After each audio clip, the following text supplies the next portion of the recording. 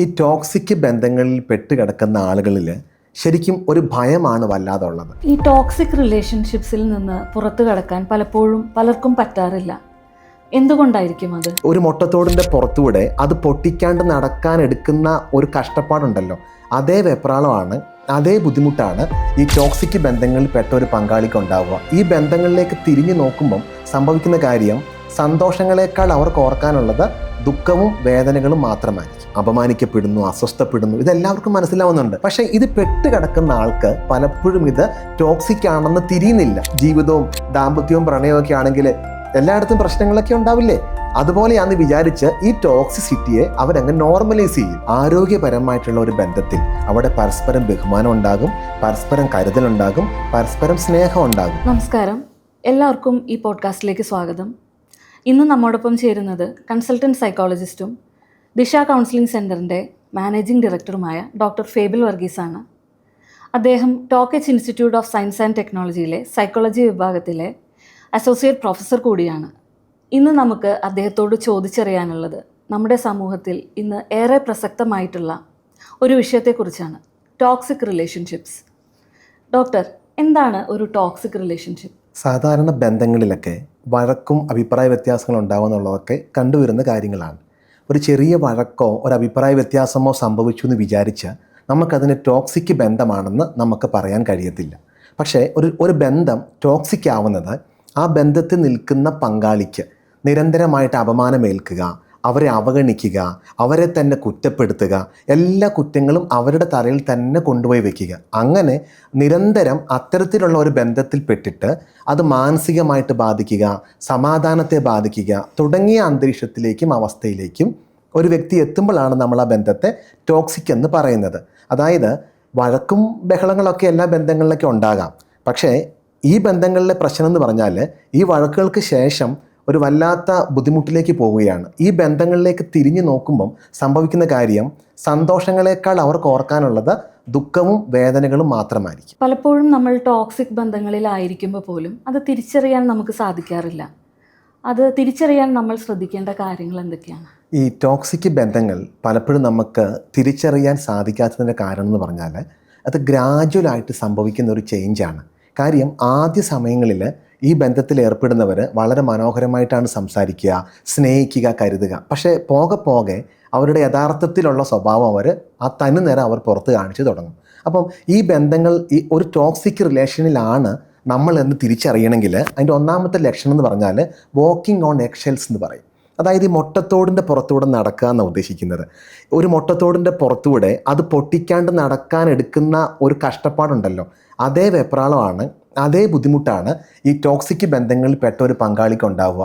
എന്ത് പറഞ്ഞാലും ഇഷ്ടപ്പെടുക എന്നറിയില്ല, എങ്ങനെ പെരുമാറേണ്ടതെന്ന് അറിയത്തില്ല. കാര്യം, എപ്പോൾ വേണമെങ്കിലും അവർ ടോക്സിക് ആകാമല്ലോ.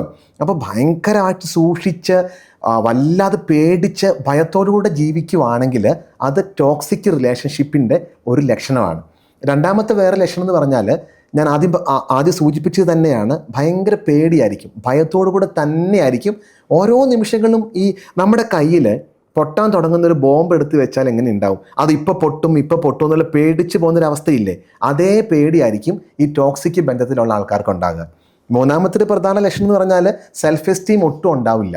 അതായത് നിന്നെ കൊള്ളത്തില്ല, നീ കാരണമാണ് ഞാൻ ഇങ്ങനെ ആയത്, എല്ലാ കുറ്റവും പങ്കാളിയുടെ മേളിൽ തന്നെ വെച്ച് ക്രമേണ അവർക്ക് ഈ സെൽഫ് എസ്റ്റീം അങ്ങ് തീരെ കുറഞ്ഞു വരും. ഒരു ടോക്സിക് റിലേഷൻഷിപ്പിലാണ് പെട്ടിരിക്കുന്നതെന്നുള്ളതിൻ്റെ പ്രധാന ലക്ഷണങ്ങളാണ് ഇതൊക്കെ. ഡോക്ടർ, പലപ്പോഴും വളരെ നല്ലവരും വളരെ കരുതലുള്ള ആളുകളുമാണ് ടോക്സിക് റിലേഷൻഷിപ്സിൽ നിന്ന് പുറത്തു കടക്കാനായിട്ട് ഏറ്റവും കൂടുതൽ ബുദ്ധിമുട്ടുന്നത്. അതെന്തുകൊണ്ടായിരിക്കും? ശരിക്കും അതൊരു അത്ഭുതം തന്നെയാണ്. ഈ ചില ആളുകൾ പറയാറുണ്ട്, ഈ തീരെ മാനസികമായിട്ടുള്ള ബലം കുറഞ്ഞവരോ തിരിച്ചറിവുകളില്ലാത്തവരൊക്കെയാണ് ഇങ്ങനത്തെ ബന്ധങ്ങളിൽ പെട്ടുപോകുവാന്ന്. പക്ഷേ അത് വാസ്തവമല്ല. ഞാൻ നോക്കിയിടത്തോളം ഈ വളരെ എമ്പതറ്റിക് ആയിട്ടുള്ള, സഹാനുഭൂതിയുള്ള, മറ്റുള്ളവരുടെ നന്മ മാത്രം കാണാൻ ശ്രമിക്കുന്ന ഒരുപാട് ആളുകൾ ഇങ്ങനത്തെ ബന്ധങ്ങളിൽ പെട്ടുകിടക്കുകയും അതിൽ നിന്ന് പുറത്തിറങ്ങാൻ പറ്റാണ്ടായി പോവുകയും ചെയ്യുന്നുണ്ട്. അതിൻ്റെ കാരണം എന്ന് പറഞ്ഞാൽ, ഒന്ന്, ഇവർക്ക് എപ്പോഴും മറ്റുള്ളവരുടെ നന്മ മാത്രം കാണുന്ന ആളുകളാണ്. ഭയങ്കര എമ്പതറ്റിക്കാണ്. അപ്പോൾ ഈ പങ്കാളി ടോക്സിക് ആകുമ്പം അവർ വിചാരിക്കുന്നത് സാരമില്ല, അത് ജോലി തിരക്ക് കൊണ്ടായിരിക്കും, എന്തെങ്കിലും ടെൻഷൻ കാരണമായിരിക്കും, മനുഷ്യനല്ല അങ്ങനെയൊക്കെ പെരുമാറുമായിരിക്കും എന്ന് വിചാരിച്ച് ഇവരുടെ എമ്പതി കാരണം അത് ടോക്സിക് ആണെന്ന് ഇവർക്ക് തിരിച്ചറിയാൻ ഇവർ ശ്രമിക്കത്തില്ല. അവർ വിചാരിക്കുന്ന സാഹചര്യങ്ങൾ കൊണ്ട് അങ്ങനെയൊക്കെ പെരുമാറിയിട്ടുണ്ടാകുമെന്നാണ് അവർ വിചാരിക്കുന്നത്. അടുത്ത വേറൊരു കാര്യം, ഈ നല്ല ആളുകൾ എന്ന് പറയുന്ന ആളുകൾ പീപ്പിൾ പ്ലീസിങ് ആവാനാണ് സാധ്യത കൂടുതൽ. കാര്യം പങ്കാളിയെ സന്തോഷിപ്പിക്കുക, മറ്റുള്ളവരെ സന്തോഷിപ്പിക്കുക. അതുകൊണ്ട് തന്നെ പങ്കാളികൾ എത്ര മോശമായിട്ടൊക്കെ പെരുമാറിയാലും ഇവരത് വലിയ കാര്യമാക്കി എടുക്കത്തില്ല. വേറൊരു കാര്യം കൂടിയുണ്ട്, ഞാൻ പറഞ്ഞല്ലോ ഇവർ നല്ലവരാണല്ലോ, ഇവർക്ക് ബന്ധങ്ങളിലും നല്ലവരാകാനാണ് താല്പര്യം. അതുകൊണ്ട് ഈ ഹോപ്പ് അഡിക്ഷൻ എന്ന് പറയും, നന്നാകുമായിരിക്കും, ശരിയാകുമായിരിക്കും, പിന്നെ അത് ശരിയായിട്ട് വരുമായിരിക്കും, ഈ പ്രതീക്ഷയിലാണ് ഇവർ പോകുന്നത്. അപ്പോൾ ഈ ടോക്സിക് ബന്ധങ്ങളിൽ ഒരുപാട് ആളുകൾ, ഈ വിക്റ്റിമാക്കപ്പെടുന്ന ആളുകൾ വളരെ നല്ല മനസ്സുള്ളവരും നന്നായിട്ട് പെരുമാറുന്നവരൊക്കെ തന്നെയാണ്. ഇതിനകത്ത് വേറെ ഒരു കാര്യം കൂടെയുണ്ട്, ഈ സേവിയർ മെൻറ്റാലിറ്റി എന്ന് പറയും. രക്ഷകനായിട്ട് ഞാനങ്ങ് മാറുവാണ്, ഞാൻ അദ്ദേഹത്തിൻ്റെ പേഴ്സണാലിറ്റി ഇങ്ങനെയൊക്കെയാണ്, പക്ഷേ ഞാൻ അദ്ദേഹത്തിൻ്റെ ജീവിതത്തിൽ വന്നുകൊണ്ടാണല്ലോ ഇത്രയൊക്കെ അദ്ദേഹത്തിന് ഒരു സപ്പോർട്ട് കിട്ടിയത്. അപ്പം ഞാനൊരു രക്ഷകനായിട്ടങ്ങ് മാറാം, രക്ഷകയായിട്ട് മാറാം. ഈ ഒരു കാഴ്ചപ്പാട് വരുന്നത് കൊണ്ട് തന്നെ അവർക്ക് ഒരിക്കലും ഈ ബന്ധങ്ങളിൽ നിന്ന് അവർ മാറാതെ ജീവിതകാലം മൊത്തം ഈ ടോക്സിസിറ്റി അനുഭവിക്കുകയാണ് കണ്ടുവരുന്നത്. ഡോക്ടർ, ഈ സ്നേഹവും അറ്റാച്ച്മെൻറ്റും തമ്മിലുള്ള പ്രധാനപ്പെട്ട വ്യത്യാസങ്ങൾ എന്തൊക്കെയാണ്? ബന്ധങ്ങളിൽ ഈ സ്നേഹത്തിനും അറ്റാച്ച്മെൻറ്റിനും തമ്മിലുള്ള വ്യത്യാസം ആളുകൾക്ക് പൊതുവെ മനസ്സിലാവുന്നില്ല. ശരിക്കും ഈ സ്നേഹവും അറ്റാച്ച്മെൻറ്റും തമ്മിൽ കാര്യമായിട്ടുള്ള വ്യത്യാസമുണ്ട്. സ്നേഹം എന്ന് പറയുമ്പോൾ കൃത്യമായിട്ട് സ്വാതന്ത്ര്യം തരുന്നുണ്ട്. അറ്റാച്ച്മെൻറ്റ് ആ സ്വാതന്ത്ര്യം തരുന്നില്ല. നീ എൻ്റെയാണ്, ഞാൻ നിൻ്റെയാണെന്നുള്ള ഒരു ഭയങ്കര അവകാശവാദമാണ് കൃത്യമായിട്ട് അവിടെ വരുന്നത്. ഈ സ്നേഹം എപ്പോഴും ആ സ്വാതന്ത്ര്യം തരുന്നതുകൊണ്ട് തന്നെ ഈ സ്നേഹത്തിൽ നിൽക്കുന്ന ഒരു പങ്കാളിക്ക് ആ സ്വാതന്ത്ര്യം അനുഭവിക്കാൻ പറ്റുന്നുണ്ട്. പക്ഷേ അറ്റാച്ച്മെൻറ്റിനകത്ത് ഒരു തരത്തിൽ ശ്വാസം മുട്ടല്ല. ഈ കെട്ടിപ്പിടിക്കുക എന്നുള്ളത് സ്നേഹത്തിൻ്റെ പ്രകടനമാണെങ്കിലും ഈ സ്നേഹമാണെന്ന് പറഞ്ഞ് എപ്പോഴും മുറുക്കെ കെട്ടിപ്പിടിച്ചാലോ ശ്വാസം മുട്ടിപ്പോകും അല്ലേ? അപ്പോൾ അറ്റാച്ച്മെൻറ്റിനകത്ത് എപ്പോഴും ആ ഒരു ശ്വാസം മുട്ടൽ പങ്കാളി അനുഭവിച്ചുകൊണ്ടിരിക്കും. ഈ ടോക്സിക് ബന്ധങ്ങളിലൊക്കെ കൂടുതലും കണ്ടുവരുന്നത് ഈ അറ്റാച്ച്മെൻറ്റാണ്. അതേപോലെ ഈ സ്നേഹം എപ്പോഴും വിശ്വാസത്തിൽ അധിഷ്ഠിതമാണ്. വിശ്വാസമാണ് സ്നേഹം. പക്ഷേ അറ്റാച്ച്മെൻറ്റ് ഭയമാണ്. എന്നെ ഇട്ടിട്ട് പോകുമോ, എന്നെ ഉപേക്ഷിക്കുമായിരിക്കുമോ, ഞാനല്ലാതെ ഇനി വേറെ ആരെങ്കിലും ഉണ്ടാകുമോ, ഇനി വേറെ ആരോടാ മിണ്ടിയത്, ആരെയാ കണ്ടത്, എപ്പോഴും ഭയമാണ്. പക്ഷെ സ്നേഹത്തിന് അങ്ങനെയല്ല. സ്നേഹം എപ്പോഴും ഒരു വിശ്വാസത്തിൻ്റെ അടിത്തറയിലാണ് സ്നേഹം മുന്നോട്ട് പോകുന്നത്. അതേപോലെ ഈ സ്നേഹത്തിലാണെങ്കിൽ ആ പങ്കാളികൾക്ക് അവിടെ ഡെവലപ്മെൻ്റ് ഉണ്ട്, ഗ്രോത്ത് ഉണ്ട്, വളർച്ചയുണ്ട്. പക്ഷേ അറ്റാച്ച്മെൻറ്റ് അങ്ങനെയല്ല. നീ ഇല്ലാണ്ട് ജീവിക്കാൻ പറ്റത്തില്ല, എന്നെ ഇട്ടിട്ട് പോവരുത്. ഇപ്പം ഈ ഒരു ബന്ധത്തിൽ ഒരു പങ്കാളിക്ക് ഒരു നല്ല ജോലി കിട്ടി, കുറേ ദൂരത്തേക്ക് പോകുക. അറ്റാച്ച്മെൻ്റ് ആണെങ്കിൽ മറ്റേ പങ്കാളി പറയും, അയ്യോ പോവരുത്, എനിക്ക് നിന്നെ കാണാണ്ട് ജീവിക്കാൻ പറ്റത്തില്ല. അങ്ങനെ പറയുമ്പോൾ ആ കരിയർ അവിടെ നിന്ന് പോകുവാണല്ലേ. പക്ഷെ സ്നേഹത്തിൻ്റെ കാര്യം അങ്ങനെയല്ല. സ്നേഹം ഇങ്ങനെയാണ് പറയുക, നിങ്ങൾ പൊയ്ക്കൊള്ളൂ, എനിക്ക് നിങ്ങളെ വിശ്വാസമാണ്, സ്നേഹമാണ്. അങ്ങനെ വിചാരിക്കുമ്പോഴാണ് ആ ബന്ധം എല്ലാ ഡയമെൻഷനിലും നന്നായിട്ട് വളർന്നു വരുന്നത്. ഈ ടോക്സിക് റിലേഷൻഷിപ്സിൽ നിന്ന് പുറത്തു കടക്കാൻ പലപ്പോഴും പലർക്കും പറ്റാറില്ല. എന്തുകൊണ്ടായിരിക്കും അത്? ഈ ടോക്സിക് ബന്ധങ്ങളിൽ പെട്ടുകിടക്കുന്ന ആളുകളിൽ ശരിക്കും ഒരു ഭയമാണ് വല്ലാതെ ഉള്ളത്. ഈ ഭയത്തിൻ്റെ അടിത്തറയിൽ കിടക്കുന്നതുകൊണ്ട് തന്നെ ഈ ഭയത്തിൻ്റെ കവചം ഭേദിച്ച് അവർക്ക് പുറത്തു വരാൻ ഭയങ്കര ബുദ്ധിമുട്ടാണ്. ഒരു പ്രധാന കാരണം ഡിപ്പെൻഡൻസിയാണ്. ഭയങ്കര ആശ്രിത മനോഭാവമായിരിക്കും. കാരണം നീ ഇല്ലാതെ എനിക്ക് ജീവിക്കാൻ പറ്റില്ല, നിങ്ങളില്ലാത്തൊരു ലോകം സങ്കല്പിക്കാൻ കഴിയത്തില്ല എന്നല്ലേ അവർ വിചാരിക്കുന്നത്. ഈ പേടി കാരണം ഇടയ്ക്കൊക്കെ തോന്നിയിട്ടുണ്ട് പുറത്തിറങ്ങണമെന്ന്. പക്ഷെ പുറത്തിറങ്ങിയാൽ നിങ്ങളില്ലാതെ ഞാൻ എങ്ങനെ ജീവിക്കും? ഇതുകൊണ്ടാണ് അവർക്ക് ഈ ടോക്സിക് ബന്ധങ്ങളിൽ നിന്ന് പുറത്തിറങ്ങാൻ കഴിയാത്തതിൻ്റെ ഒരു കാരണം. വേറൊരു കാരണം എന്ന് പറഞ്ഞാൽ ട്രോമ ബോണ്ടിങ് എന്നാണ് നമ്മൾ അതിനെ പറയുക. ഈ ട്രോമ ബോണ്ടിങ് എന്ന് പറയുമ്പോൾ ചിലപ്പോൾ ഭയങ്കര സ്നേഹം കാണിക്കുക, ചിലപ്പോൾ ഭയങ്കര ക്രൂരമായിട്ട് പെരുമാറുക. അപ്പോൾ ഈ പ്രണയത്തിൻ്റെ ബന്ധത്തിൻ്റെയും കൂടുതൽ സമയവും ഇവർ ദ്രോഹിക്കും, ഉപദ്രവിക്കും, അവഗണിക്കും ഒക്കെ ചെയ്യും. പക്ഷേ വളരെ ചെറിയ സമയത്താണ് സ്നേഹം കാണിക്കുക. അങ്ങനെ സ്നേഹവും വെറുപ്പും ഉപദ്രവവും ഇങ്ങനെ മാറി മാറി കാണിക്കുന്ന അവസ്ഥയായി ട്രോമ ബോണ്ടിങ് എന്ന് പറയുന്നത്. അപ്പോൾ ഈ ടോക്സിക് ബന്ധങ്ങളിൽ ഈ സ്നേഹം ഇടയ്ക്കിടയ്ക്ക് കിട്ടുന്നുണ്ടല്ലോ, ഈ ഇടയ്ക്ക് കിട്ടുന്ന ഈ ഗുഡ് മെമ്മറീസ് കാരണം അവർക്ക് പുറത്തു പോകാൻ കഴിയത്തില്ല. അങ്ങനെയാണ് ഈ ടോക്സിക് ബന്ധങ്ങളിൽ ആളുകൾ പെട്ടുപോകുന്നത്, പുറത്തിറങ്ങണം എന്ന് ആഗ്രഹം ഉണ്ടായിട്ട് പോലും. പുറമേ നിന്ന് നോക്കുന്നവർക്ക് പലപ്പോഴും നമ്മുടെ റിലേഷൻഷിപ്പ് ടോക്സിക് ആണോ എന്ന് പെട്ടെന്ന് തിരിച്ചറിയാൻ പറ്റാറുണ്ട്. പക്ഷെ പലപ്പോഴും നമുക്കതിന് സാധിക്കാറില്ല. എന്തുകൊണ്ടായിരിക്കും അത്? അത് ശരിക്കും ഒരു വാസ്തവമായ കാര്യം തന്നെയാണ്. പുറമേ നോക്കുമ്പം ആ ബന്ധത്തിൽ ആ പങ്കാളി വല്ലാതെ ബാധിക്കപ്പെടുന്നു, അപമാനിക്കപ്പെടുന്നു, അസ്വസ്ഥപ്പെടുന്നു, ഇതെല്ലാവർക്കും മനസ്സിലാവുന്നുണ്ട്. കൂട്ടുകാരൊക്കെ പറയും, എന്തിനാ ഇങ്ങനെ സഹിച്ച് നിൽക്കുന്നത്, ആ ബന്ധത്തിൽ നിന്ന് ഇറങ്ങിക്കൂടെ എന്നൊക്കെ എല്ലാവരും പറയാറുണ്ട്. പക്ഷേ ഇത് പെട്ട് കിടക്കുന്ന ആൾക്ക് പലപ്പോഴും ഇത് ടോക്സിക് ആണെന്ന് തിരിയുന്നില്ല. അവർക്ക് മനസ്സിലാകും, പക്ഷെ കുറേ കാലമെടുക്കും. ആദ്യമേ ഇത് മനസ്സിലാകുമായിരുന്നെങ്കിൽ എന്തെങ്കിലും സ്റ്റെപ്പ് അവർക്ക് എടുക്കാമായിരുന്നു. ഇത് മനസ്സിലാവാത്തതിൻ്റെ ഒന്നാമത്തെ കാരണം ഗ്രാജുവൽ ചേഞ്ചാണ്. പെട്ടെന്ന് വരുന്നൊരു മാറ്റമല്ല പങ്കാളിയിൽ ആ ടോക്സിസിറ്റി. തുടക്കത്തിലൊക്കെ ഭയങ്കര സ്നേഹമായിരുന്നു, ഭയങ്കര പ്രണയവും കരുതലൊക്കെ ആയിരുന്നു.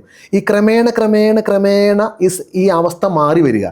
ഈ ചെറിയ ചൂടുവെള്ളത്തിലേക്ക് തവളയിടുന്ന അവസ്ഥയാണ്.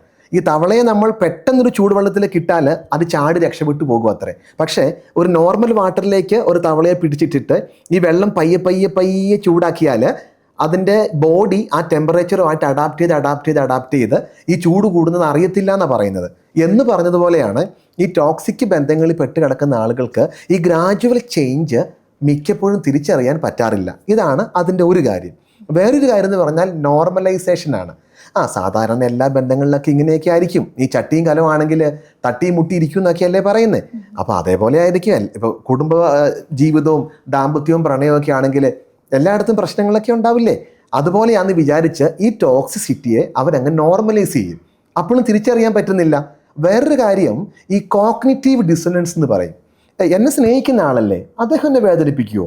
എന്നെ കരുതുന്ന ആളല്ലേ, അദ്ദേഹം അത് ആ ഇൻറ്റൻഷനിൽ പറഞ്ഞായിരിക്കത്തില്ല എന്ന് വിചാരിച്ചുകൊണ്ട് അതൊരു വൈരുദ്ധ്യമാണ്. ശരിക്കും പറഞ്ഞാൽ ടോക്സിക് ആണത്. ആ ടോക്സിസിറ്റിയെ അത് അങ്ങനെ ആയിരിക്കില്ല എന്ന് വിചാരിച്ചുകൊണ്ട് സ്നേഹമാണെന്ന് വിചാരിച്ച് മുന്നോട്ട് പോകും. പിന്നെ ഞാൻ നേരത്തെ പറഞ്ഞതുപോലെ സെൽഫ് എസ്റ്റീം ഇവരില്ലാണ്ടാക്കി കളയുമല്ലോ. ഈ ടോക്സിക് ആയിട്ടുള്ള പങ്കാളി കൂടെയുള്ള ആളുടെ ഈ ആത്മാഭിമാനത്തെ ഇല്ലാതാക്കി കളയും. അതുകൊണ്ട് തന്നെ അവർക്ക് ആ തിരിച്ചറിവിലേക്ക് എത്താനുള്ള ശേഷി ഉണ്ടാവില്ല.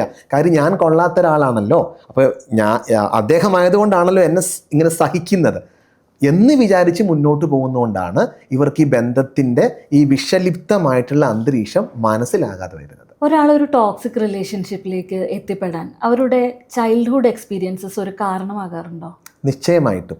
ഓരോ വ്യക്തിയുടെയും കുട്ടിക്കാലത്തെ അനുഭവങ്ങൾ പിന്നീടുള്ള അവരുടെ ജീവിതത്തെ കാര്യമായിട്ട് ബാധിക്കുന്നുണ്ട്. ഈ ടോക്സിക് റിലേഷൻഷിപ്പിൻ്റെ കാര്യത്തിലും അങ്ങനെ തന്നെയാണ്. പ്രധാനമായിട്ടും ഒരു കൊച്ചുകുട്ടി അവൻ വളരുന്ന ആ വീട്, അന്തരീക്ഷം ഒരു പ്രധാന ഘടകമാണ്. ഇപ്പോൾ ആ വ്യക്തി വളർന്നപ്പം ആ മാതാപിതാക്കൾ എപ്പോഴും പാരൻ്റൽ കോൺഫ്ലിക്റ്റ്, എപ്പോഴും വഴക്കും ബഹളവും മാത്രം, അതിൻ്റെ ഇടയിൽ മാത്രം ജീവിച്ചു വന്ന ഒരു വ്യക്തിയാണെങ്കിൽ ഈ വഴക്കും ബഹളമൊക്കെ ജീവിതത്തിൻ്റെ ഭാഗമാണെന്ന് വിചാരിക്കും. അപ്പോൾ അങ്ങനത്തെ ഒരാൾ ഒരു ടോക്സിക് ബന്ധത്തിലേക്ക് ചെന്ന് പെട്ടാൽ അവിടെ സംഭവിക്കുന്ന കാര്യം എന്താ? അവിടെ സംഭവിക്കുന്ന ഈ വഴക്കും ബഹളമൊക്കെ ജീവിതത്തിൻ്റെ ഭാഗമാണെന്ന് വിചാരിക്കും. അതുകൊണ്ട് തന്നെ അങ്ങനെയുള്ള ഒരാളുടെ കൂടെ ജീവിച്ചു പോകാനും അങ്ങനെയുള്ള ഒരാളിലേക്ക് എത്താനും അവർക്കത് വലിയ ബുദ്ധിമുട്ടായിട്ട് വരുന്നില്ല. ഒന്നാമത്തെ കാര്യം അതാണ്. രണ്ടാമത്തെ വേറൊരു കാര്യമുണ്ട്. ഈ ചൈൽഡ്ഹുഡ് എക്സ്പീരിയൻസിൻ്റെ കാര്യം പറയുമ്പം ഈ കണ്ടീഷണൽ ലവ് മാത്രം കിട്ടി വരുന്ന ആൾക്കാരുണ്ട്. അതായത് നീ അങ്ങനെയാണെങ്കിൽ ഞാൻ നിന്നെ സ്നേഹിക്കാം, നന്നായിട്ട് പഠിക്കുവാണെങ്കിൽ ഇന്ന കാര്യം ചെയ്തു തരാം എന്നൊക്കെ പറഞ്ഞ് കണ്ടീഷണലായിട്ട് മാത്രം സ്നേഹിക്കുന്ന മാതാപിതാക്കളുടെ കീഴിൽ വളരുന്നൊരു കുട്ടിയാണെങ്കിലും ഈ ടോക്സിക് ബന്ധങ്ങളിലേക്ക് എത്തിപ്പെടാൻ സാധ്യത കൂടുതലാണ്. കാര്യം അവിടെ എല്ലാം കണ്ടീഷൻസ് ആണല്ലോ ടോക്സിക് ആ ബന്ധത്തിലുള്ളത്. അപ്പോൾ ഈ കണ്ടീഷൻസ് അവർക്ക് ഒബേ ചെയ്യാൻ അവർക്ക് യാതൊരു ബുദ്ധിമുട്ടുമില്ല. അത് മാത്രമാണ് അവർ ശീലിച്ചത്. അടുത്ത വേറൊരു കാര്യം എന്ന് പറഞ്ഞാൽ ഈ ടോക്സിക് റിലേഷൻഷിപ്പിൽ തന്നെ വളർന്നതുകൊണ്ട്, കുട്ടിക്കാലം അങ്ങനെ തന്നെയാണ്, അതുകൊണ്ട് വേറൊരു ബന്ധത്തിലേക്ക് എത്തുമ്പം അതിൻ്റെ വ്യത്യാസം അവർക്ക് തിരിച്ചറിയുന്നില്ല. അതുകൊണ്ട് തന്നെ അങ്ങനത്തെ ബന്ധങ്ങളിലേക്ക് ഈ ചൈൽഡ്ഹുഡ് എക്സ്പീരിയൻസ് ഇങ്ങനെയുള്ള ആളുകൾ എത്തിപ്പെടാറുണ്ടെന്നുള്ളതും വാസ്തവമാണ്. ലോ സെൽഫ് എസ്റ്റീം ഉള്ള ആളുകൾ അല്ലെങ്കിൽ കോൺഫിഡൻസ് കുറവുള്ള ആളുകൾ ടോക്സിക് ആയിട്ടുള്ള ബന്ധങ്ങളിൽ നിന്ന് പുറത്തേക്ക് വരാൻ മറ്റുള്ളവരെക്കാൾ ബുദ്ധിമുട്ടാറുണ്ടോ? നിശ്ചയമായിട്ടും അതെ. കാര്യം ഒരു ബന്ധത്തിൽ നിന്ന് പുറത്തേക്ക് ഇറങ്ങണമെങ്കിൽ തന്നെ നമുക്ക് ഏറ്റവും ആവശ്യമായിട്ടുള്ള രണ്ട് കാര്യം ഈ സെൽഫ് കോൺഫിഡൻസും സെൽഫ് എസ്റ്റീമുമാണ്. ഇത്രയും വർഷങ്ങൾ, ചിലപ്പോൾ 5 കൊല്ലമാകാം, 10 കൊല്ലമാകാം, ഇവർ ഒരുപാട് കാലം ഈ ടോക്സിസിറ്റി കിടക്കുമല്ലേ. അങ്ങനെ വരുമ്പോൾ ഇവർക്ക് സംഭവിച്ച ഒന്നാമത്തെ കാര്യം തന്നെ ഈ സെൽഫ് എസ്റ്റീം ഇല്ലാണ്ടായെന്നുള്ളതാണ്. അതുകൊണ്ട് ഇവരുടെ ഏറ്റവും വലിയ വിചാരം, ഞാൻ സ്നേഹിക്കപ്പെടാൻ യോഗ്യല്ല, അല്ലെങ്കിൽ എന്നെ കാണാൻ കൊള്ളത്തില്ല, ഞാൻ കഴിവില്ല, അപ്പം ഇദ്ദേഹമായിട്ട് എന്നെ ഇങ്ങനെയൊക്കെ സ്നേഹിച്ചു കൊണ്ട് നടക്കുന്നത് എന്നുള്ള ഒരു തെറ്റായ ഒരു ചിന്തയിലേക്ക് വരും. അതുകൊണ്ട് തന്നെ ഈ ബന്ധത്തിൽ നിന്ന് ഇറങ്ങിയാൽ എന്നെ ആരും നോക്കാനാ? ഈ സെൽഫ് എസ്റ്റീം അവർക്കില്ല. അതാണ് ഇതിനകത്ത് ഏറ്റവും പ്രധാന പ്രശ്നം. രണ്ടാമത്തത് ഈ കോൺഫിഡൻസിൻ്റെ കുറവ് ഇവർക്കുണ്ടല്ലോ. അതുകൊണ്ട് തന്നെ ഇവർക്ക് എപ്പോഴും മറ്റുള്ളവരുടെ അംഗീകാരം വേണം. എല്ലാവരാലും അംഗീകരിക്കപ്പെടണം. ഇപ്പം ഞാൻ ഈ തീരുമാനം എടുത്താൽ എന്നെ കുടുംബക്കാർ അംഗീകരിച്ചില്ലെങ്കിലോ, സമൂഹം അംഗീകരിച്ചില്ലെങ്കിലോ എന്നുള്ളൊരു പേടി ഇവർക്ക് വരും. അപ്പം ഈ അംഗീകാരമില്ലായ്മയും ഇവർക്ക് പുറത്തിറങ്ങാൻ ഒരു തടസ്സമായിട്ട് വരാറുണ്ട്. വേറെ ഒരു കാര്യം എന്ന് പറഞ്ഞാൽ ഇവർക്ക് ഭയങ്കര ഗിൽറ്റ് ഫീലിംഗ് ആയിരിക്കും.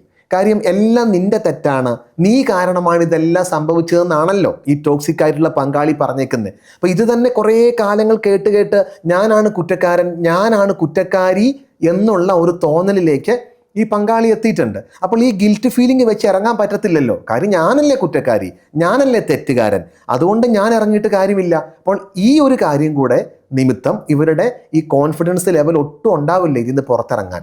ശരിക്കും ടോക്സിക് ബന്ധങ്ങളിൽ നിന്ന് ഇറങ്ങുക എന്നുള്ളത് അത്ര എളുപ്പമുള്ള കാര്യമല്ല. ഇനി അങ്ങനെ ഇറങ്ങണമെങ്കിൽ തന്നെ അവർക്ക് അതിനകത്ത് ഈ സെൽഫ് കോൺഫിഡൻസും സെൽഫ് എസ്റ്റീം ഒക്കെ നന്നായിട്ട് ഉണ്ടായി വരണം. അതിന് ഒരു മനഃശാസ്ത്രജ്ഞന്റെ സപ്പോർട്ട് എടുക്കുന്നതും ഒരു പക്ഷേ അവർക്ക് ഗുണം ചെയ്യും. ടോക്സിക് റിലേഷൻഷിപ്സുമായി ബന്ധപ്പെട്ട് നമ്മൾ എപ്പോഴും കേൾക്കാറുള്ള ഒരു വാക്കാണ് ട്രോമ ബോണ്ടിങ്.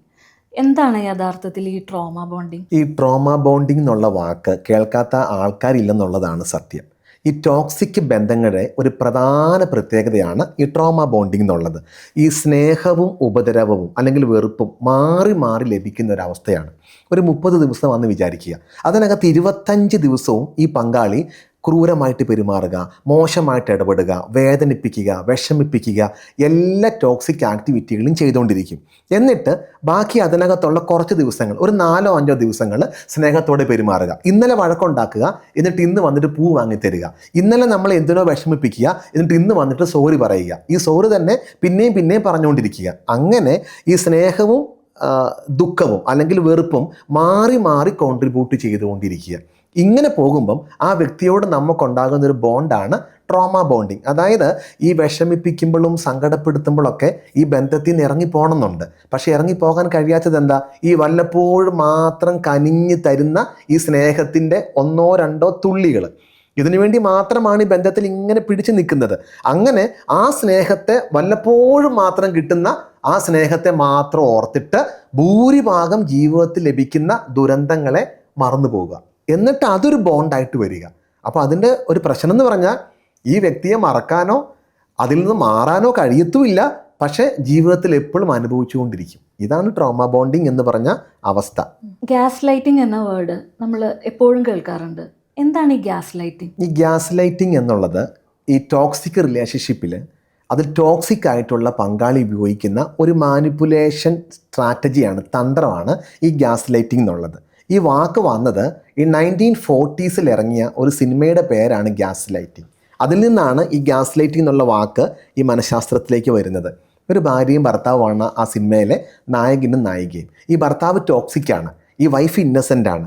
എന്നിട്ട് ഇദ്ദേഹത്തിൻ്റെ ടോക്സിസിറ്റി നടപ്പാക്കാൻ വേണ്ടി ഈ ഭാര്യയെ മാനിപ്പുലേറ്റ് ചെയ്യുന്ന രീതിയാണ് ഈ ഗ്യാസ് ലൈറ്റിംഗ് എന്ന് പറഞ്ഞ പേരിൽ പിന്നീട് പ്രസിദ്ധമായിട്ട് മാറിയത്. അപ്പോൾ ശരിക്കും ഈ ഗ്യാസ് ലൈറ്റിംഗ് എന്ന് പറഞ്ഞാൽ അവിടെ ഉദ്ദേശിക്കുന്നത് ഈ ടോക്സിക് ആയിട്ടുള്ള പങ്കാളി കൂടെ ജീവിക്കുന്ന ആളുടെ തോട്ടിനെ ചോദ്യം ചെയ്യും.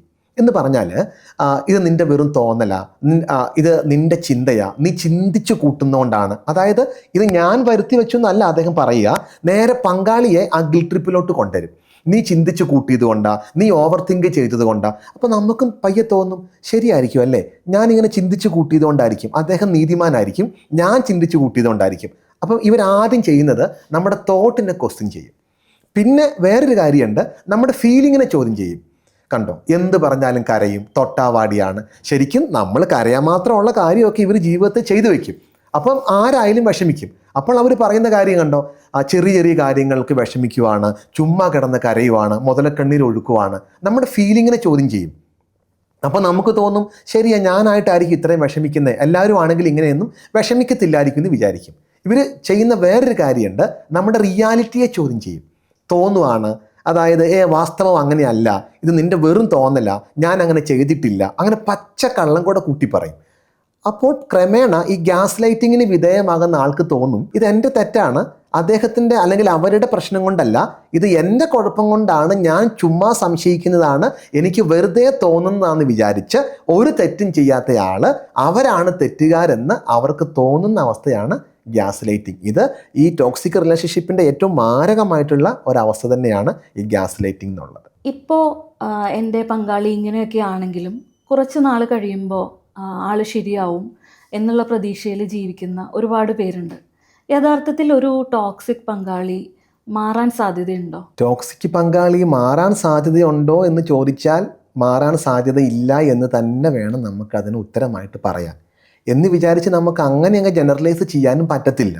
മാറ്റം അല്ലേ, ആര് ശ്രമിച്ചാലും ആരെക്കൊണ്ടും വേണമെങ്കിലും മാറ്റങ്ങൾ സാധ്യമാണ്.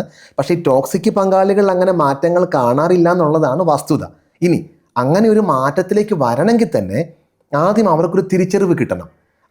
ഏതൊരു തിരുത്തലും ആരംഭിക്കുന്നത് എവിടെയാണ്? തിരിച്ചറിവിലാണ്. അപ്പോൾ ആദ്യം അവർക്കൊരു തിരിച്ചറിവ് കിട്ടണം. ഈ കിട്ടിയ തിരിച്ചറിവിൽ അവർക്ക് ഉത്തരവാദിത്വം വേണം. സാധാരണ ഈ ടോക്സിക് പങ്കാളികളൊക്കെ ഇടയ്ക്കിടയ്ക്ക് പ്രശ്നങ്ങളൊക്കെ ഉണ്ടാക്കും, ഇടയ്ക്കിടയ്ക്ക് സോറി പറയും. 100 കണക്കിന് സോറി പറയുന്ന ആൾക്കാരുണ്ട്. ഈ സോറി പറയുന്നത് എപ്പോഴോ അവർക്ക് തോന്നുന്നുണ്ട് പ്രശ്നമുണ്ടെന്ന്. പക്ഷേ പിന്നീട് അവരുടെ പ്രശ്നം എന്ന് പറഞ്ഞാൽ ഈ മാറ്റങ്ങൾ നിലനിൽക്കത്തില്ല. ഈ റബ്ബർ ബാൻഡ് എഫക്റ്റാണ് എന്ന് പറഞ്ഞാൽ, ഒരു റബ്ബർ ബാൻഡ് ഇങ്ങനെ വലിച്ചു പിടിച്ചാൽ വിട്ട് കഴിഞ്ഞാൽ വീണ്ടും അത് പഴയ സ്ഥിതിയിലേക്ക് എത്തും. ഇവരിൽ മാറ്റമൊക്കെ കാണും. ചിലപ്പോൾ ഒരു 1-2 ദിവസമൊക്കെ ഞാൻ നന്നാവാം, ഞാൻ ഇനി അങ്ങനെ ചെയ്യില്ല, ഞാൻ ഇനി ഇങ്ങനെ ആവർത്തിക്കില്ല എന്നൊക്കെ പറയും. പക്ഷെ 3-ാം ദിവസം പണ്ടാരോ പറഞ്ഞ പോലെ ശങ്കരൻ പിന്നെയും തെങ്ങേ തന്നെ എന്ന് പറഞ്ഞ പോലെ ഇവർ വീണ്ടും പഴയ അവസ്ഥയിലേക്ക് എത്താറുണ്ട്. അപ്പോൾ ഈ ടോക്സിക് പങ്കാളിയിൽ മാറ്റം വരണമെങ്കിൽ ഇവർക്ക് ഈ തിരുത്തലുകളിലേക്ക് എത്തണമെങ്കിൽ തിരിച്ചറിവ് വേണം. ഈ തിരിച്ചറിവുകൾക്ക് ഒരു ഉത്തരവാദിത്വം വേണം. അതായത് ഇത് എൻ്റെ പാളിച്ചയാണ്, ഞാൻ അതിനകത്ത് ശ്രദ്ധിച്ച് പെരുമാറണം. ഈ പെരുമാറ്റത്തിന് അതിൻ്റെ ഡ്യൂറബിലിറ്റി കൂടെ നിൽക്കണം. കുറേ കാലഘട്ടം അത് ആ മാറ്റം ഉണ്ടെങ്കിൽ നമുക്ക് മാറ്റമാണെന്ന് പറയാൻ പറ്റും. പിന്നെ വേറൊരു കാര്യമുണ്ട്, വാക്കുകളല്ല പ്രവൃത്തികളാണ് നോക്കേണ്ടത്. മാറും ഞാൻ ശരിയായിക്കോളാം, ഞാൻ ഇനി വിഷമിപ്പിക്കത്തില്ല എന്ന് പറയുന്നതിനകത്ത് അർത്ഥമില്ല. ആ പറയുന്ന വാക്കുകൾ പ്രവൃത്തിയിൽ കാണണം. അങ്ങനെയൊക്കെ ഉണ്ടെങ്കിൽ ഒരു പക്ഷേ ഈ ടോക്സിക് എന്ന് പറയുന്ന ആൾക്ക് മാറി വരാൻ സാധിക്കുമായിരിക്കാം. പക്ഷെ ചില കേസുകളിലൊക്കെ ഈ പേഴ്സണാലിറ്റി ഡിസോർഡർ കാരണം ഈ ടോക്സിക് ആയിട്ട് മാറുന്ന ആളുകളുണ്ട്. അപ്പോൾ അവർക്കൊക്കെ ഒരു സൈക്കോളജിസ്റ്റിൻ്റെ സേവനം എടുത്താൽ, ചിലപ്പോൾ ഒരു നല്ല തെറാപ്പിയൊക്കെ എടുത്താൽ കുറേയൊക്കെ മാറ്റത്തിലേക്ക് വരാൻ പറ്റും. ടോക്സിക് റിലേഷൻഷിപ്പിലെ ബന്ധങ്ങളിൽ ഈ പങ്കാളിക്ക് മാറണമെങ്കിൽ ഇങ്ങനെയൊക്കെ സാധിക്കുക. എന്നാലും അത് അത്ര എളുപ്പമുള്ള ഒരു കാര്യമല്ല. ആ പരിവർത്തനത്തിലേക്ക് എത്തണമെങ്കിൽ അതിനൊരു ഭഗീരഥ പ്രയത്നം തന്നെ വേണ്ടി വരും. കുടുംബക്കാരുടെ സമ്മർദ്ദം കാരണം പലരും ടോക്സിക് റിലേഷൻഷിപ്സിൽ കണ്ടിന്യൂ ചെയ്തു പോവാറുണ്ട്. ഇതിനോട് യോജിക്കുന്നുണ്ടോ? ഈ ടോക്സിക് റിലേഷൻഷിപ്പിൽ പെട്ടിട്ട് പ്രത്യേകിച്ച് വിവാഹം നിമിത്തം പ്രണയം അതിനകത്ത് മാറ്റി നിർത്തേണ്ടി വരും. ചിലപ്പോൾ ഈ പ്രേമം അതിനകത്ത് മാത്രം പെട്ട് നിൽക്കുന്നവർക്ക് ഈ കുടുംബക്കാരുടെ സമ്മർദ്ദമില്ല. പക്ഷേ ഈ വിവാഹം മൂലം വിവാഹത്തിൽ കൂടെ ഒരു ടോക്സിക് ബന്ധത്തിൽ ചെന്ന് പെട്ട ഒരാൾക്ക് പുറത്ത് കിടക്കണമെന്ന് ആഗ്രഹിച്ചിട്ടും കുടുംബക്കാരുടെ സമ്മർദ്ദം കാരണം, അല്ലെങ്കിൽ അതൊരു ഘടകം ആയിട്ട് പുറത്തിറങ്ങാൻ പറ്റാത്ത ഒരുപാട് സാഹചര്യമുണ്ട്. ഒന്ന്, കുട്ടികൾ ഇറങ്ങണമെന്ന് ആഗ്രഹമുണ്ട്, കുട്ടികളെ ഓർത്ത് പറ്റത്തില്ല. ചിലപ്പം ഇറങ്ങണമെന്ന് ആഗ്രഹം അവർക്ക് വ്യക്തിപരമായിട്ടുണ്ട്. കുടുംബക്കാർ പറയും നമ്മൾ വലിയ തറവാട്ടുകാരാണ്, നമ്മുടെ കുടുംബത്തിൽ ഇങ്ങനത്തെ ഒന്നും സംഭവിച്ചിട്ടില്ല, അതുകൊണ്ട് നീ അങ്ങ് അഡ്ജസ്റ്റ് ചെയ്യുക, സഹിക്കുക എന്നൊക്കെ പറഞ്ഞിട്ട് അങ്ങനെ പ്രേരിപ്പിക്കുന്നവരുണ്ട്. വേറെ ഒരു ഘടകം എന്ന് പറഞ്ഞാൽ സാമ്പത്തികമാണ്. കാര്യം ഈ കുടുംബക്കാരെല്ലാവരും കൂടെ പറയുന്ന ഒരു കാര്യമുണ്ട്, നീ ഈ ബന്ധത്തിൽ നിന്ന് ഇറങ്ങി നീ എങ്ങനെ ജീവിക്കും, നിനക്കൊരു വരുമാനമില്ല എന്നൊക്കെ പറഞ്ഞ് ഈ ബന്ധത്തിൽ നിന്ന് ഇറങ്ങാൻ വേണ്ടി ആഗ്രഹിക്കുന്ന ആളെ ഈ സമ്മതിക്കാത്ത കുറേ റിലേറ്റീവ്സ് ഉണ്ട്. അവർ പൊതുവേ പറയുന്നങ്ങ് സഹിക്കുക, അഡ്ജസ്റ്റ് ചെയ്യുക. പക്ഷേ ഈ യുദ്ധമുഖത്ത് നിൽക്കുന്ന ആളുടെ വേദനയൊന്നും അവർക്ക് അറിയത്തില്ല. കാര്യം പറയുന്നവർക്ക് ഇത് സാരമില്ല എന്ന് പറഞ്ഞാൽ മതി. പക്ഷെ സാരമില്ല എന്ന് പറയുന്നത് കൊണ്ട് ഈ ബന്ധത്തിൽ അനുഭവിക്കുന്ന ആ വിഷമത്തിന് തീവ്രത കുറയത്തില്ലല്ലോ. അപ്പോൾ അങ്ങനെ നിസ്സഹായരായിട്ട് കുറേ പേരെ ഞാൻ കണ്ടിട്ടുണ്ട്. അവർക്ക് ഇറങ്ങണമെന്ന് ആഗ്രഹമുണ്ട്, പക്ഷേ അപ്പൻ, അമ്മ, സഹോദരങ്ങൾ അവരൊക്കെ പറയും അങ്ങനെ ചെയ്യല്ലേ, കാര്യം വീട്ടിൽ നിൻ്റെ അനീത്തിയുണ്ട്, അല്ലെങ്കിൽ നിൻ്റെ ആങ്ങളയുണ്ട്, അവരുടെ കല്യാണം കഴിഞ്ഞിട്ടില്ല, നീ ഇപ്പോഴേ ഇങ്ങനെ ഈ ബന്ധത്തിൽ നിന്ന് ഇറങ്ങി വന്നാൽ അത് അവരെ ബാധിക്കും എന്നൊക്കെ പറയുന്ന ഒരുപാട് സംഭവങ്ങളുണ്ട്. അങ്ങനെയൊക്കെ കുടുംബക്കാരുടെ സമ്മർദ്ദത്തിൽ പെട്ടിട്ട് വേറെ ഒരു വഴിയുമില്ലാതെ നിസ്സഹായമായിട്ട് സഹിച്ചു പോകുന്ന ഒരുപാട് ആളുകളൊക്കെ നമ്മൾ കണ്ടുവരാറുണ്ട്. കുട്ടികളുടെ ഭാവി ഓർത്തിട്ട് ഒരു ടോക്സിക് റിലേഷൻഷിപ്പിൽ കണ്ടിന്യൂ ചെയ്യുന്നത് ശരിയായിട്ടുള്ള ഒരു തീരുമാനമാണോ? എല്ലായ്പ്പോഴും അത് ശരിയായിക്കോണമെന്ന് പറയാൻ പറ്റത്തില്ല. നമുക്ക് അതിനകത്തൊരു തീരുമാനമായിട്ട് നമുക്ക് അങ്ങനെ എസോർണോ പറയാൻ കുറച്ച് ബുദ്ധിമുട്ടുണ്ട്. എന്നാലും കുട്ടികളുടെ ഭാവി ഓർത്തുകൊണ്ട് ഒരു ടോക്സിക് ബന്ധത്തിൽ അങ്ങനെ തന്നെ തുടരുന്നത് എല്ലായ്പ്പോഴും ശരിയല്ല എന്നാണ് എൻ്റെ പക്ഷം. കാരണം എന്താണെന്ന് ചോദിച്ചാൽ, കുട്ടികൾക്ക് ജന്മം കൊടുത്താൽ മാത്രം പോരാ, അവർക്ക് മാനസിക ആരോഗ്യമുള്ളവരായിട്ട് വളരാനുള്ള അന്തരീക്ഷം കൂടെ ഉണ്ടാക്കി കൊടുക്കേണ്ടത് മാതാപിതാക്കളുടെ ഉത്തരവാദിത്വമാണ്. ഈ ടോക്സിക് ബന്ധങ്ങളുടെ കീഴിൽ വളരാൻ വിധിക്കപ്പെട്ട നിസ്സഹായരായിട്ടുള്ള കുഞ്ഞുങ്ങളുണ്ട്. വിധി അവർക്ക് എതിരായിപ്പോയി, അവരവിടെയാണ് ജനിച്ചു വീണത്. അവരുടെ പ്രശ്നങ്ങൾ എന്താണെന്നറിയാമോ? ഒന്ന്, ഭയമാണ്. കാര്യം ഈ അപ്പനും അമ്മയും എപ്പോഴും തമ്മിൽ തല്ലുന്നു, ബഹളം ഉണ്ടാക്കുന്നു. ഈ പേടിപ്പെടുത്തുന്ന യുദ്ധസമാനമായിട്ടുള്ള അന്തരീക്ഷത്തിലാണ് ഇവരിങ്ങനെ പിച്ച വെച്ച് തുടങ്ങുന്നത്. അതുകൊണ്ട് പിന്നീട് ജീവിതത്തിൻ്റെ ഓരോ ഘട്ടങ്ങളിലും ഈ ഭയം ഒരു നിഴല് പോലെ ഇവരുടെ കൂടെ ഉണ്ടാകും. അതുകൊണ്ട് ഇവർക്ക് ഈ ഭാവിയിലാണെങ്കിലും വേറെ ബന്ധങ്ങളിലേക്കും അവർക്കും ഒരു ബന്ധങ്ങളിലേക്ക് പോകാനുള്ള ആത്മവിശ്വാസം ഉണ്ടാവത്തില്ല. അതുകൊണ്ട് ഈ ടോക്സിക് ബന്ധങ്ങളിൽ തന്നെ കുട്ടികൾക്ക് വേണ്ടി പിടിച്ചു നിൽക്കുക എന്നുള്ളത് ഒരർത്ഥത്തിൽ പറഞ്ഞാൽ അത് വലിയ പ്രയോജനമില്ലാത്തൊരു കാര്യമായിട്ടാണ് വരിക. വേറൊരു കാര്യം എന്ന് പറഞ്ഞാൽ ഈ കുട്ടികൾ ഇങ്ങനത്തെ ബന്ധങ്ങളുടെ കീഴിലാണല്ലോ വളരുന്നത്. ആ കുട്ടികൾക്ക് പിന്നീട് അവർ വേറെ ബന്ധങ്ങളിലേക്ക് ചെല്ലുമ്പം അത് അൺഹെൽത്തി ആണെന്ന് മനസ്സിലാവില്ല. കാര്യം ഈ അന്ധകാരവും ഇരുട്ടും മാത്രം കണ്ട ആളുകൾക്ക് വെളിച്ചം എന്താണെന്ന് അറിയത്തില്ലല്ലോ. അപ്പോൾ എപ്പോഴും വഴക്കും ബഹളവും മാത്രം കണ്ടവർക്ക് ഹെൽത്തി റിലേഷൻഷിപ്പ് എന്താ, അൺഹെൽത്തി റിലേഷൻഷിപ്പ് എന്താണെന്ന് അവർക്ക് മനസ്സിലാവത്തില്ല. പിന്നെ മൂന്നാമത്തെ ഒരു കാര്യമുണ്ട്, എല്ലാ ദിവസവും പ്രശ്നങ്ങളും പ്രക്ഷുബ്ധ അന്തരീക്ഷങ്ങളുമാണ്. ഇങ്ങനെ വളരുന്ന കുട്ടികളുടെ വ്യക്തിത്വം അത് വളർച്ച പ്രാപിക്കുമ്പോൾ വികലമായിട്ട് പോവാറുണ്ട്. അവരുടെ ആത്മവീര്യം കുറയുക, ആത്മധൈര്യം കുറയുക, അവർക്ക് ഭയമുള്ളവരാകുക, മാനസിക രോഗങ്ങളുള്ളവരാകുക, വ്യക്തിത്വ വൈകല്യങ്ങളുള്ളവരാകുക, അങ്ങനെയൊക്കെ കാണാറുണ്ട്. അപ്പോൾ അങ്ങനെയൊക്കെ വെച്ച് നോക്കുമ്പം കുട്ടികൾക്ക് വേണ്ടിയാണ് ഞാനത് സഹിക്കുന്നു എന്ന് പറയുന്ന ഒരാളാണെങ്കിൽ എനിക്ക് പറയാനുള്ളത്, കുട്ടികൾക്ക് വേണ്ടി മാത്രം അത് സഹിക്കുന്നതെങ്കിൽ ഒരു പക്ഷേ അതിലും നല്ലതൊരു സിംഗിൾ പാരന്റിങ് ആയിരിക്കും. കാരണം സമാധാനമായിട്ടുള്ള അന്തരീക്ഷം ആ കുട്ടികൾ കിട്ടുമെങ്കിലും ചെയ്യുമല്ലോ. ടോക്സിക് ആയിട്ടുള്ള ആളുകൾ അവരുടെ റിലേഷൻഷിപ്പിൻ്റെ തുടക്കത്തിൽ വളരെ നല്ലവരായി പെരുമാറാറുണ്ട്. അതായത് അവർ യഥാർത്ഥ സ്വഭാവം പലപ്പോഴും മറച്ചു വെച്ചിട്ടാണ് അവർ പെരുമാറുന്നത്. എന്തുകൊണ്ടാണ് ഒരു റിലേഷൻഷിപ്പിൻ്റെ തുടക്കത്തിൽ നമുക്ക് അവരെ തിരിച്ചറിയാൻ സാധിക്കാതെ വരുന്നത്? ഈ തിരിച്ചറിയാൻ സാധിക്കാതെ വരുന്നത് എന്തുകൊണ്ടാണെന്ന് ആ ചോദ്യത്തിൽ തന്നെയുണ്ട് അതിൻ്റെ ഉത്തരം. ഇത്തരത്തിലുള്ള ആളുകൾ ആദ്യം വളരെ മനോഹരമായിട്ട് സുന്ദരമായിട്ടാണ് അവർ നമ്മളോട് പെരുമാറുക. ലവ് ബോംബിങ് എന്നാണ് ഞങ്ങളതിനെ പറയുക. സ്നേഹത്തിൻ്റെ ബോംബ് പൊട്ടിക്കും. കാരണം പ്രണയിക്കാനും പ്രണയിക്കപ്പെടാനും കരുതാനും കരുതപ്പെടാനും ആർക്കാണ് ഇഷ്ടമില്ലാത്തത്? അപ്പോൾ ഈ വ്യക്തികൾ നമ്മുടെ ജീവിതത്തിലേക്ക് വരുമ്പം വളരെ സ്നേഹത്തിൻ്റെ ഡാം അങ്ങ് തുറന്നു വിടും. അപ്പോൾ ഈ സ്നേഹത്തിൻ്റെ പ്രവാഹത്തിൽ നമുക്ക് പിടിച്ചു നിൽക്കാൻ പറ്റത്തില്ല. നന്നായിട്ട് കരുതും, ഒരുപാട് നമ്മളെ സ്നേഹിക്കും. അങ്ങനെ കൊണ്ടു നടന്ന് ആ സ്നേഹത്തിൻ്റെ ആ മാസ്മരികതയിലേക്ക് നമ്മൾ പെട്ടുവെന്നറിയുന്ന സമയം തൊട്ട് അവർ തനി നിറം കാണിച്ചു തുടങ്ങും. അതുകൊണ്ട് തന്നെ ഈ ടോക്സിക് ആയിട്ടുള്ള ബന്ധങ്ങളിൽ പെട്ട സർവത്ര ആളുകളും അത് അറിഞ്ഞുകൊണ്ട് ചെന്നിട്ട് തല വെച്ച് കൊടുത്തവരല്ല. നല്ല വ്യക്തികളാണെന്നും വിചാരിച്ച് മാത്രമാണ് അവർ അത്തരം ബന്ധങ്ങളിലേക്ക് എത്തുന്നത്. പക്ഷേ സംഭവിക്കുന്ന ഏറ്റവും വലിയ ഒരു അബദ്ധം, ഇതൊരു കെണി പോലെയാണ്. അത് ചെന്ന് പെട്ട് കഴിഞ്ഞാൽ പിന്നെ അതിൽ നിന്ന് ഊരിപ്പോരാനും കഴിയത്തില്ല.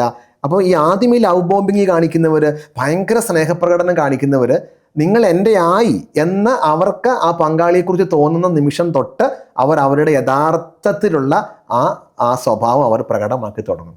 അതുകൊണ്ടാണ് ഇത് പ്രാരംഭത്തിൽ ഇത് ആർക്കും തന്നെ മനസ്സിലാക്കിയെടുക്കാൻ പറ്റില്ല എന്നുള്ളതാണ് ഒരു വസ്തുത.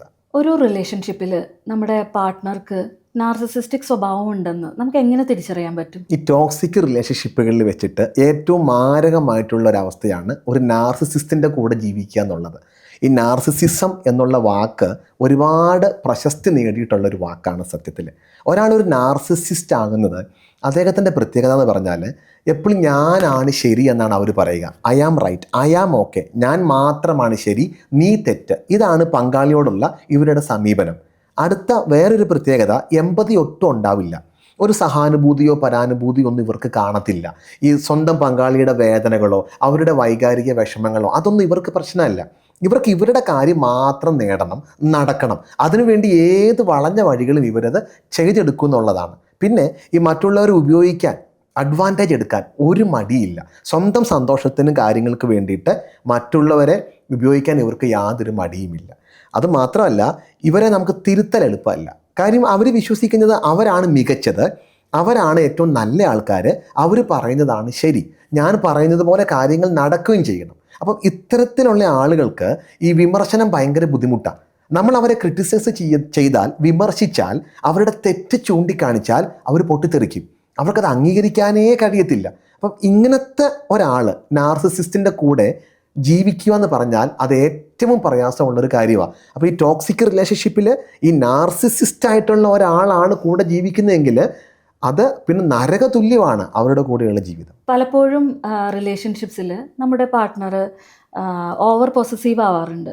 ശരിക്കും ഇത് ഒരു സ്നേഹപ്രകടനത്തിൻ്റെ ഭാഗമാണോ? ഈ സ്നേഹബന്ധങ്ങളിലൊക്കെ പൊസസീവ്നെസ് എന്നുള്ളത് കുറച്ചൊക്കെ ആവശ്യമാണല്ലേ. നീ എൻ്റേതാണ്, ഞാൻ നിൻ്റേതാണ് എന്ന് പങ്കാളികൾക്ക് പരസ്പരം അങ്ങോട്ടും ഇങ്ങോട്ടും ചെറിയൊരു പൊസസീവ്നെസ് ഒക്കെ വേണ്ടേ? അതില്ലെങ്കിൽ അത്ര ശരിയല്ല. പക്ഷേ ഈ പൊസസീവ്നെസ് എന്നുള്ളത് ഓവറായി കഴിയുമ്പം അതൊരു ശ്വാസം മുട്ടൽ പോലെയാണ്. ഒരു കുഞ്ഞു പക്ഷിയെ, ഒരു പക്ഷിക്കുഞ്ഞിനെ നമ്മുടെ കയ്യിൽ പിടിക്കാൻ കിട്ടിയാൽ നമ്മൾ അതിനെ എങ്ങനെ പിടിക്കേണ്ടത്? ഇത് പറന്നു പോകുമെന്ന് വിചാരിച്ച് ഞെക്കിപ്പിടിച്ചാൽ അത് ചത്തുപോകും. ഈ ഓവർ പൊസസീവ്നെസ് കാണിക്കുന്ന ആൾക്കാർ എന്താണെന്നറിയാമോ? നീ എൻ്റെ മാത്രമാണ്, നീ പറന്നു പോകുമോ, എന്നെ വിട്ടിട്ട് പോകുമോ, എന്നെ ഉപേക്ഷിച്ചു പോകുമോ, മറന്നു പോകുമോ, ഇനി എന്നെ അല്ലാതെ വേറെ ആരെങ്കിലും ഇഷ്ടപ്പെടുമോ എന്നൊക്കെ പേടിച്ച് ഞെക്കിപ്പിടിക്കും. എല്ലാത്തിലും നിയന്ത്രണമാണ്, എല്ലാത്തിലും നിരീക്ഷണമാണ്. ആരാ വിളിച്ചത്, ആരോടാ മിണ്ടിയത്, എല്ലാം ഇവർക്ക് അറിയണം. എല്ലാം സ്നേഹത്തിൻ്റെ പേരില്ല, പക്ഷേ ഇത് ഓവർ പൊസസീവ്നെസ്സാണ്. അപ്പോൾ ഇങ്ങനെ മുറുക്കെ പിടിക്കുമ്പോൾ ആ പക്ഷിക്കുഞ്ഞ് ചത്തു പോണത് പോലെ ഈ ബന്ധവും ക്രമേണ ഇല്ലാണ്ടായി മാറും. നേരെ തിരിച്ച് ഒരു പക്ഷിക്കുഞ്ഞിനെ കൈ കിട്ടിയാൽ നമ്മളതിനെ മിതമായിട്ട് പിടിക്കണമെന്നാണ് പറയുക. മിതമായിട്ട് പിടിക്കുവാണെങ്കിൽ അത് പറന്നു പോകത്തുമില്ല, അതിനാ സ്പേസും ഉണ്ട്, അതിനാ സ്വാതന്ത്ര്യവും കിട്ടും. അപ്പോൾ ഈ പൊസസീവ്നെസ് ഓവറാകുമ്പം അത് ബന്ധങ്ങളിൽ സ്നേഹം എന്ന് പറയാൻ പറ്റത്തില്ല, അതൊരു ഇൻസെക്യൂരിറ്റി എന്ന് വരുന്നതാണ്. അല്ലാതെ സ്നേഹത്തിൻ്റെ കൂടുതലല്ല, അത് ഭയവും ഇൻസെക്യൂരിറ്റിയും കാരണമാണ് ഈ ഓവറായിട്ടുള്ള പൊസസീവ്നെസ് ബന്ധങ്ങളിൽ കാണിക്കുന്നത്. അത് പിന്നീട് കൃത്യമായിട്ട് ടോക്സിക് ആയിട്ട് മാറുക. കാരണം ഈ കൂടെയുള്ള പങ്കാളിക്ക് ശ്വാസം മുട്ടലാണ് ആ ബന്ധം സമ്മാനിക്കുന്നത്. ഒരു ടോക്സിക് റിലേഷൻഷിപ്പിൽ നിന്ന് പുറത്തു കടക്കാനുള്ള ആദ്യത്തെ ചുവടുവയ്പ്പ് എന്തായിരിക്കും? ഞാൻ പറഞ്ഞല്ലോ നേരത്തെ, ഒരു ടോക്സിക് റിലേഷൻഷിപ്പിൽ നിന്ന് പുറത്ത് കിടക്കുക എന്നുള്ളത് അത്ര എളുപ്പമുള്ള കാര്യമല്ല ഈ വിക്റ്റിമായിട്ടുള്ള ആൾക്ക്. പക്ഷേ മിക്കപ്പോഴും നമുക്ക് അത് അനിവാര്യമായിട്ട് വരും. അങ്ങനെയാണെങ്കിൽ അതിൻ്റെ ആദ്യത്തെ ചുവടുകൾ എന്ന് പറയുന്നത് ആദ്യം ഒരു തിരിച്ചറിവ് ഉണ്ടാകുക എന്നുള്ളതാണ്. ഞാൻ ഏത് സൈക്കിളിലാണ് കിടക്കുന്നത്, എൻ്റെ സാഹചര്യം എന്താണ്? ഈ തിരിച്ചറിവ് നമുക്ക് സ്വയം ഉണ്ടായതിന് ശേഷം നമ്മൾ ചെയ്യേണ്ട കാര്യം, നമുക്കൊരു സപ്പോർട്ട് സിസ്റ്റം ഉണ്ടാക്കിയെടുക്കണം. കാര്യം ഈ ടോക്സിക് ബന്ധത്തിൽ പെട്ട് കിടക്കുന്ന ആളെ ഈ ടോക്സിക് ആയിട്ടുള്ള പങ്കാളി പണ്ടേ ഒറ്റയ്ക്കാക്കിയിട്ടുണ്ടാകും. അവർക്ക് ബന്ധങ്ങളൊന്നും അധികം ഉണ്ടാവില്ല, സുഹൃത്തുക്കൾ ഉണ്ടാവത്തില്ല, മിണ്ടാനും പറയാനൊന്നും ആരും ഉണ്ടാവില്ല. കാര്യം ഒരു അടച്ചിട്ട മുറിയിൽ വളർത്തിയെടുക്കുന്നത് പോലെ ആയിട്ടുണ്ടാകും വർഷങ്ങൾ കൊണ്ട്. അതുകൊണ്ട് രണ്ടാമത്തെ കാര്യം എന്ന് പറഞ്ഞാൽ സപ്പോർട്ട് സിസ്റ്റം ഉണ്ടാക്കണം. കുടുംബക്കാരാകാം, കൂട്ടുകാരാകാം, ചിലപ്പോൾ സഹപ്രവർത്തകരാകാം, നമ്മളുമായിട്ട് അടുത്ത് ഇടപെടുന്ന, നമ്മളെ മനസ്സിലാക്കുന്ന ആരെങ്കിലുമൊക്കെ ഒരു സപ്പോർട്ട് സിസ്റ്റം വേണം. മൂന്നാമത്തെ ഒരു കാര്യം എന്ന് പറഞ്ഞാൽ നമുക്ക് വിശ്വസിക്കാൻ കഴിയുന്ന ഒരാളോട് ഇതിനെക്കുറിച്ചൊന്ന് തുറന്നു പറയണം.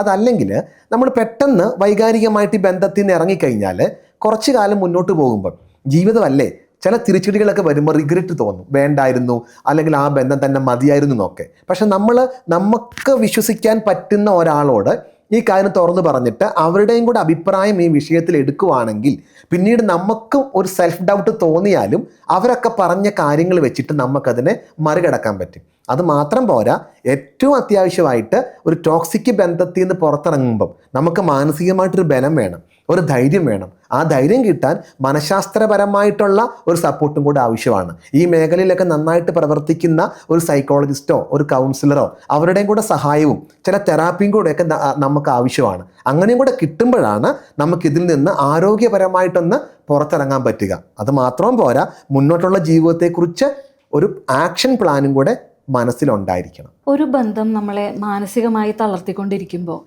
എപ്പോഴാണ്, ഏത് ഘട്ടത്തിലാണ് നമ്മളൊരു തെറാപ്പിയെ പറ്റി ചിന്തിക്കേണ്ടത്? ഒരു നല്ല ചോദ്യമാണ് ചോദിച്ചത്. ഈ ടോക്സിക് ബന്ധങ്ങളിൽ പെട്ടുകിടക്കുന്ന ആളുകൾക്ക് കുറേ നാളുകളായല്ലോ, വർഷങ്ങളായല്ലോ, കുറേ കാലം കഴിയുമ്പോഴത്തേനും ഇവരുടെ ആത്മവിശ്വാസം നഷ്ടപ്പെടും. ഇത് ആത്മവിശ്വാസത്തെ മാത്രമല്ല, ഇത് കൃത്യമായിട്ട് നമ്മുടെ മനസ്സിനെ ബാധിക്കും. പൊതുവെ കണ്ടുവരുന്നത് ആങ്സൈറ്റി.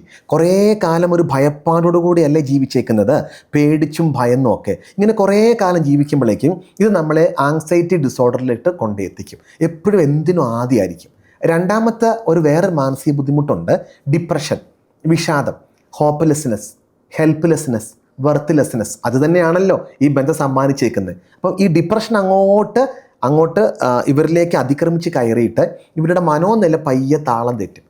ഈ ഡിപ്രഷൻ ഇങ്ങനെ വല്ലാതെ കയറി വരുമ്പോഴുള്ള സംഭവം എന്ന് പറഞ്ഞാൽ എനിക്ക് മരിച്ചാൽ മതി, ജീവിക്കണ്ട, ഈ തെറ്റായ തീരുമാനങ്ങളും പ്രേരണകളും അകത്ത് വരും. അപ്പോൾ ഇത്തരം സന്ദർഭങ്ങളിൽ എത്രയും പെട്ടെന്ന് ഒരു മാനസിക ആരോഗ്യ മേഖലയിൽ പ്രവർത്തിക്കുന്ന ഒരു വിദഗ്ധൻ്റെ സേവനം നിശ്ചയമായിട്ടും എടുക്കണം. നല്ല തെറാപ്പികളുണ്ട്, ഡിപ്രഷൻ ആണെങ്കിലും ആങ്സൈറ്റിക്കാണെങ്കിലും നമ്മുടെ സെൽഫ് എസ്റ്റീം നമുക്ക് റീഗെയിൻ ചെയ്യാനൊക്കെ നല്ല തെറാപ്പികളുണ്ട്. അപ്പം ഇങ്ങനത്തെ ഒരു സാഹചര്യത്തിലേക്ക് എത്തപ്പെട്ടയാളാണെങ്കിൽ അവർ നിശ്ചയമായിട്ടും സപ്പോർട്ട് എടുത്ത് മുന്നോട്ട് പോകേണ്ടതായിട്ടുണ്ട്. ഒരിക്കൽ ഒരു ടോക്സിക് റിലേഷൻഷിപ്പിൽ നിന്ന് പുറത്തേക്ക് വന്ന ഒരാൾക്ക് ഭാവിയിൽ ഒരു ഹെൽത്തി ആയിട്ടുള്ള റിലേഷൻഷിപ്പ് ചൂസ് ചെയ്യണമെങ്കിൽ അല്ലെങ്കിൽ ഒരു നല്ല പാർട്ട്ണറെ കണ്ടുപിടിക്കണമെങ്കിൽ എന്തൊക്കെ കാര്യങ്ങളാണ് ശ്രദ്ധിക്കേണ്ടത്? ആദ്യമായിട്ട് ചെയ്യേണ്ടത് അവരവരുടെ സ്വയം ആത്മാഭിമാനത്തെ ഒന്ന് വളർത്തിയെടുക്കണം. കാര്യം അത് പണ്ടേ നഷ്ടപ്പെട്ട് കിടക്കുവാണല്ലോ. ഞാൻ ഒന്നിനും കൊള്ളത്തില്ല, എന്നെ ഒന്നിനും ഒരു ഉപയോഗമില്ല, ഒരു നിഷ്പ്രയോജനമായിട്ടുള്ള ആളാണെന്നൊരു തോന്നലുണ്ടല്ലോ. ആ തോന്നലാണ് ആദ്യം മാറ്റിയെടുക്കേണ്ടത്. അതിനുള്ള സ്റ്റെപ്പുകൾ ആദ്യം എടുക്കണം. രണ്ടാമത് ശ്രദ്ധിക്കേണ്ട കാര്യം എന്ന് പറഞ്ഞാൽ തിരക്കിട്ട് തീരുമാനമെടുക്കരുത്.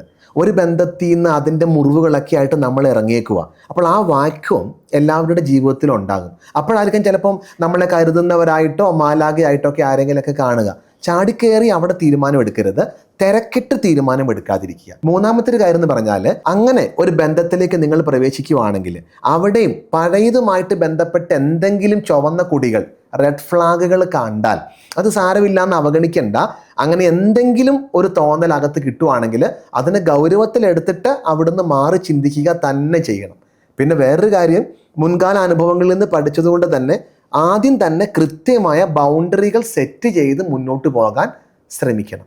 ഇങ്ങനെയൊക്കെയാണ് അടുത്തൊരു ബന്ധത്തിലേക്ക് നമ്മൾ പ്രവേശിക്കുമ്പം പ്രാരംഭത്തിൽ ശ്രദ്ധിക്കേണ്ട കുറച്ച് കാര്യം. ഈ ഒരു വിഷയവുമായി ബന്ധപ്പെട്ട് നമ്മുടെ പ്രേക്ഷകരോട് പറയാനുള്ള ഒരു മെസ്സേജ്. ഈ വിഷയവുമായിട്ട് ബന്ധപ്പെട്ട് എനിക്ക് എല്ലാവരോടും പറയാനുള്ളത്, ആരോഗ്യപരമായിട്ടുള്ള ഒരു ബന്ധത്തിൽ അവിടെ പരസ്പരം ബഹുമാനം ഉണ്ടാകും, പരസ്പരം കരുതലുണ്ടാകും, പരസ്പരം സ്നേഹം ഉണ്ടാകും. അത് പ്രകടമല്ലെങ്കിൽ ആ ബന്ധം കൃത്യമായിട്ടും ഒരു ടോക്സിക് ബന്ധമാണെന്ന് നമ്മൾ മനസ്സിലാക്കിയിരിക്കണം. അത് മാത്രമല്ല, സദാകാലം വേദന മാത്രം അനുഭവിച്ചു പോകാനല്ല ബന്ധം. നമുക്ക് ബന്ധങ്ങൾ എന്തിനാ? അവിടെ സ്നേഹിക്കാനും കരുതപ്പെടാനും ഒക്കെയാണ് ബന്ധങ്ങൾ. അപ്പോൾ അത് അവിടെ ലഭിക്കുന്നില്ലെങ്കിൽ ഒന്നുമല്ലെങ്കിൽ മാറ്റങ്ങൾക്ക് വേണ്ടി പ്രയത്നിക്കുക. അത് സാധിക്കുന്നില്ലെങ്കിൽ എത്രയും വേഗം ആ ബന്ധങ്ങളിൽ നിന്ന് മാറി ചിന്തിക്കേണ്ടത് ആവശ്യമാണ്.